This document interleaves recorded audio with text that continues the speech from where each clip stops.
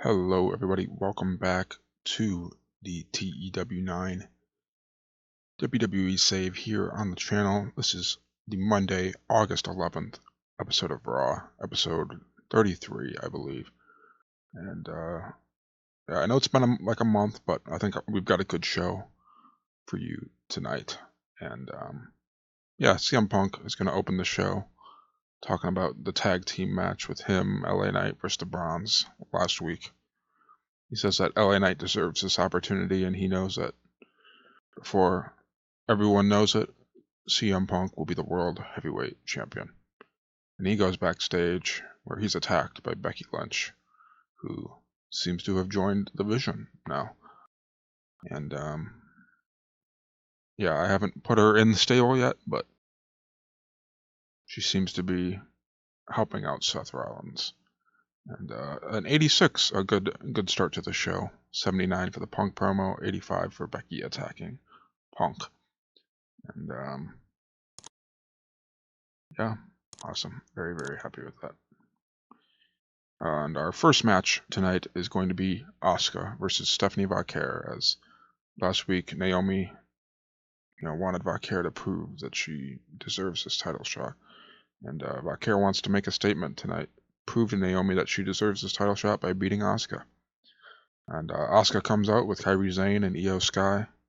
And we get 10 minutes of a great match so far until Asuka throws Vaquer into the ref, sending Chad Patton rolling out of the ring.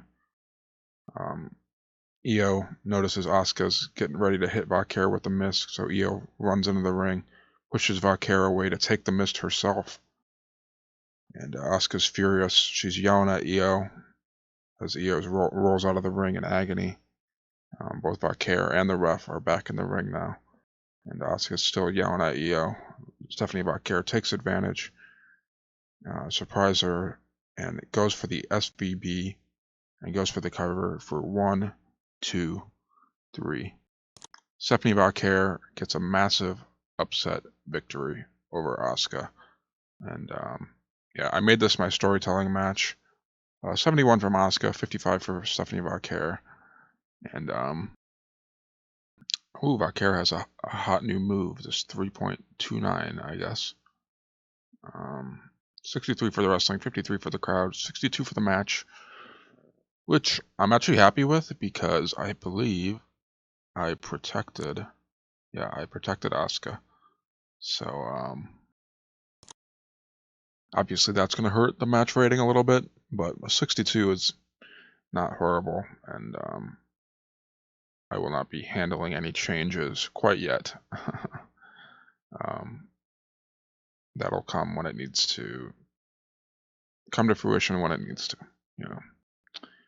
After that match, Nikki Bella comes out to the ring for a promo, saying that she might be one of the pioneers of women's wrestling, but she didn't do it alone.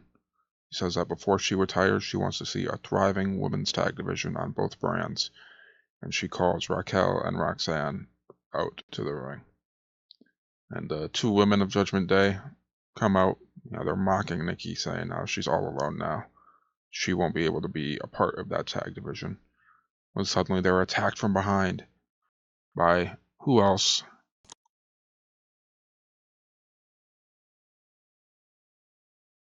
But Brie Bella. And yeah, the Bella twins have reunited and are going after the women's tag team championships. Just ignore that that last pop-up right there. But 58 for this segment, Nikki Bella calling out Judgment Day women. And the Bella twins are back. So 58 for that segment. Pretty happy with that. Great gimmick for Brie Bella. Can't complain with that at all. And yeah, they're going to go after those tag titles. Next up, a tag match. We've got Twitter's favorite team, Karrion Kross and El Grande Americano. I'm sure that, the IWC is loving this pairing tonight. Facing off against Joaquin Wilde and Cruz del Toro of the LWO. And obviously, LWO have more tag chemistry, so they get the upper hand in this match until El Grande finds an opportunity to get that metal plate under his mask. And while the ref is checking on an injured Cruz del Toro outside of the ring, El Grande jumps into the ring to headbutt Joaquin Wilde and roll out of the ring before the ref gets back. And Karrion Kross takes advantage of this and pins Joaquin Wilde as the ref gets back in to count the 1, 2, 3. Karrion and El Grande get the victory for a 62, 53 for the wrestling, 43 for the crowd, 65 for El Grande, 51 for Karrion, 52 for Cruz, and 44 for Joaquin Wilde. And no, Cruz del Toro is not actually injured, but it's just a kayfabe injury to give El Grande a reason to come in and headbutt Joaquin Wilde. 62, I'm actually very happy with that for this match. I wasn't expecting this to be anything crazy, but yeah, fairly happy with that. And after this match, we go backstage to Gunther telling Ron Killings that nobody will ever see him as a serious wrestler and nobody will take him seriously. And yeah, maybe we'll see some tension between these two for a 71. Flavor of the month, Ron Killings obviously helps out with that. Crowd is white hot. And after that, Rusev sees Sheamus backstage as well. And he's charging after him until someone sticks one of their legs out, trips Rusev.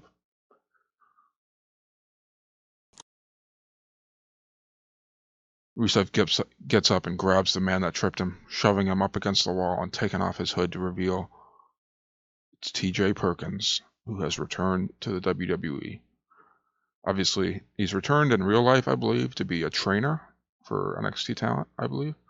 But he's still active in-game, so might as well put him on Raw and get him in the storyline. And yeah, Rusev tells TJ that he'll pay for that. And Sheamus, who has had time to run away, goes into Adam Pearce's office, demanding a rematch in Paris. And Adam Pearce says, done. We'll worry about if there's a stipulation, but it's done. The street fight that they had was obviously a big disappointment at SummerSlam, a massive bust of a match. So we need to run that back. For a 66, the people like this segment. TJ Perkins has debuted his Game Changer gimmick, and it's been a great rating, which extremely marketable, which is awesome. Penalized for losing to a gimmicky, cartoonish gimmick. Makes sense. Yeah, awesome. Very happy with that debut for TJ Perkins. Kind of re-debut, I guess. And next up, I have a match with Grayson Waller versus AJ Styles, obviously. Just following up on the tag match that A-Town Down Under had last week with Jey Uso and AJ Styles. Jey got the pin, so Grayson's trying to say AJ couldn't do it on his own. But as he'll soon find out, AJ can do it on his own for a 71. Beautiful. Love that. 53 for the performance of Grayson Waller and a 71 for AJ. 62 for the wrestling, 57 for the crowd, as AJ defeats Grayson Waller in 14 minutes with a Styles clash. Yeah, I didn't really have any crazy finish planned for this match, so no shenanigans, so sorry if there's no headcanon to this match. But yeah, after that, we've got a big plug. As The Undertaker plugs his podcast in an interview with Kathy Kelly, who performs poorly. This gets an 88. It's fine. I didn't have Kathy Kelly interviewing anyone else, and I got everyone on the show today.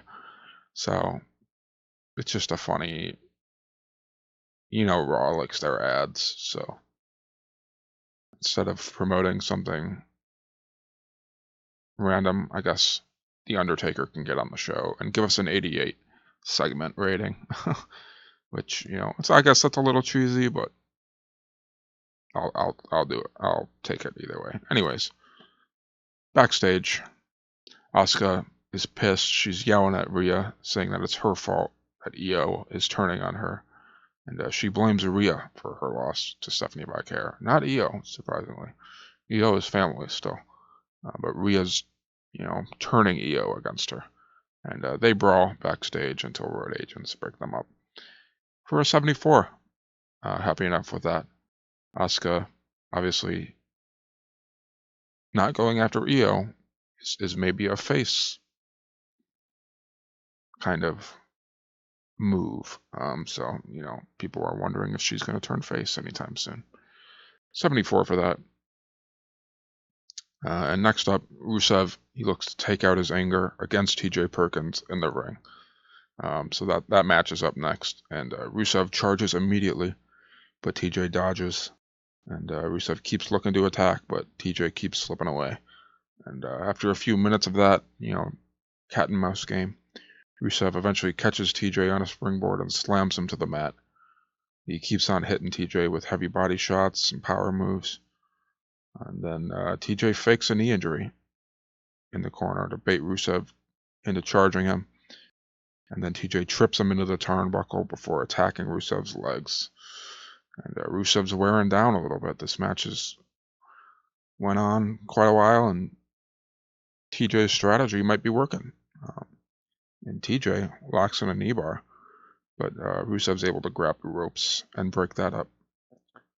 Rusev kicks TJ into the ref and then thumbs him in the eye while John Cone is down.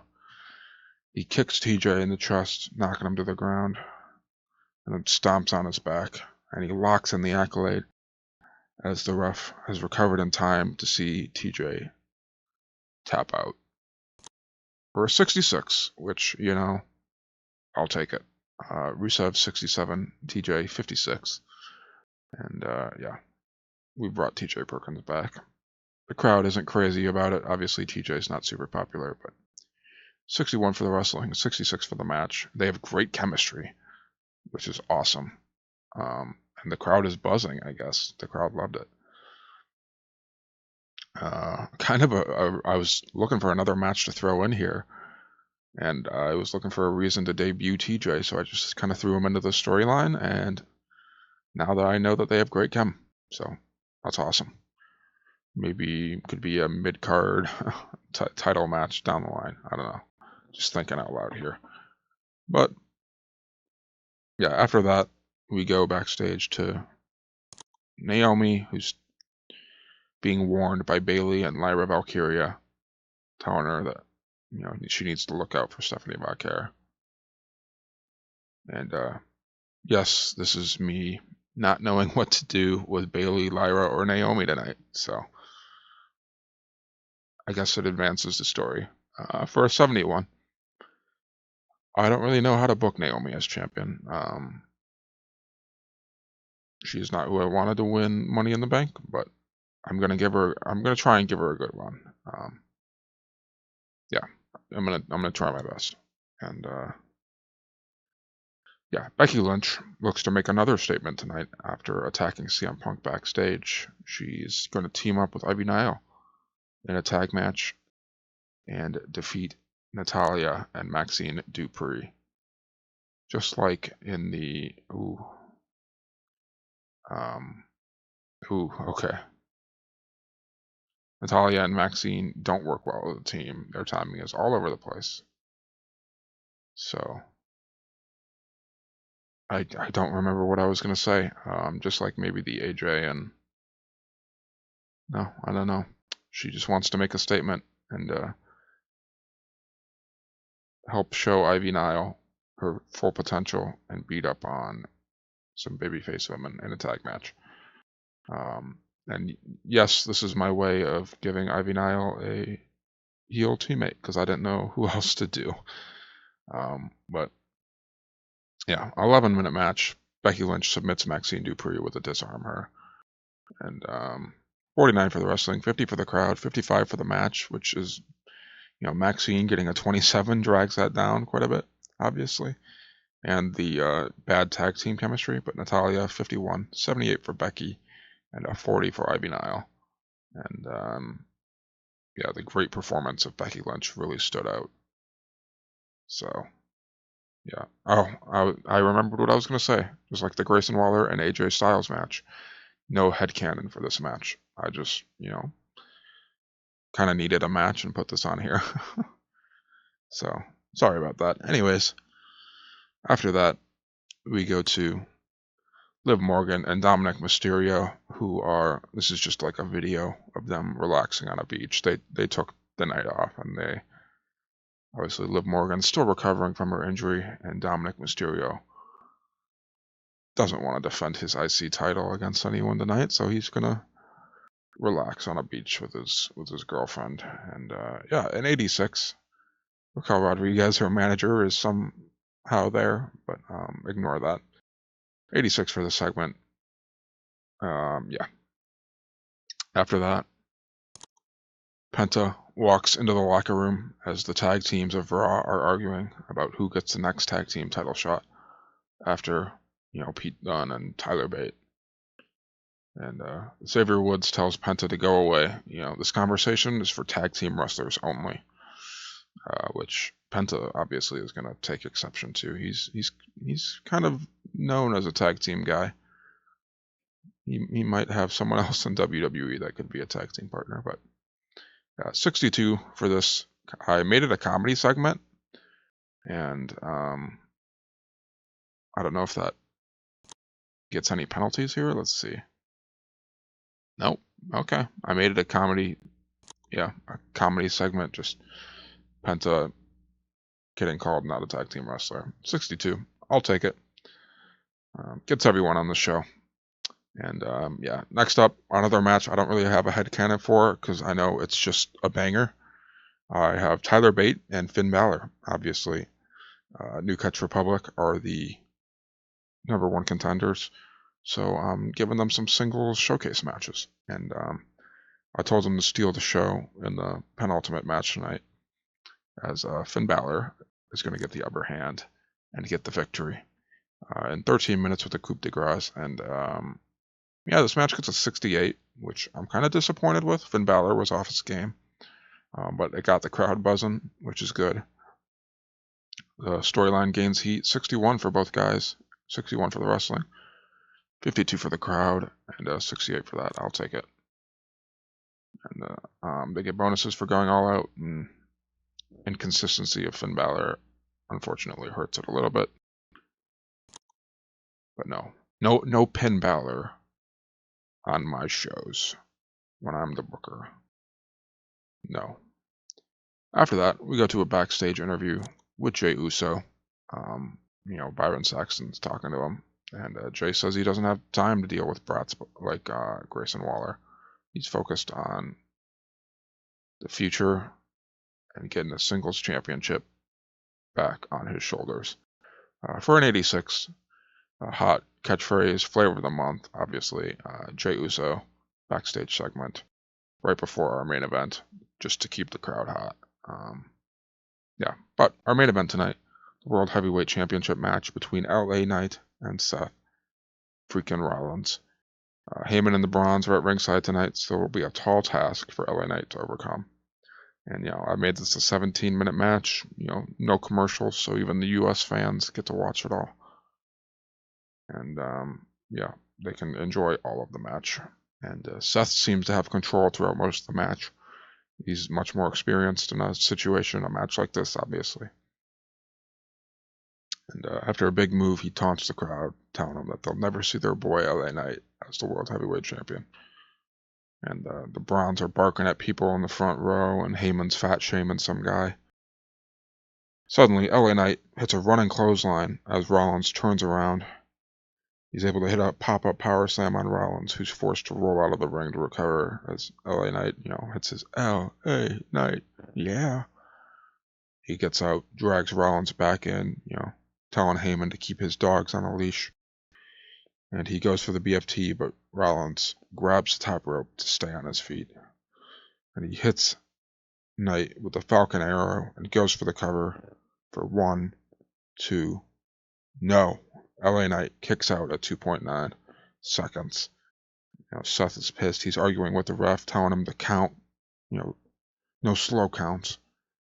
And He goes for an enziguri, which LA Knight ducks before. BFT out of nowhere. LA Knight, it's his finisher on Seth Rollins. Goes for the cover. 1, 2. But the ref notices that Seth Rollins got his foot on the bottom rope. And LA Knight, he's stunned. Doesn't know what else he has to do to beat Seth Rollins. As Rollins rolls out of the ring, Heyman's yelling at the ref.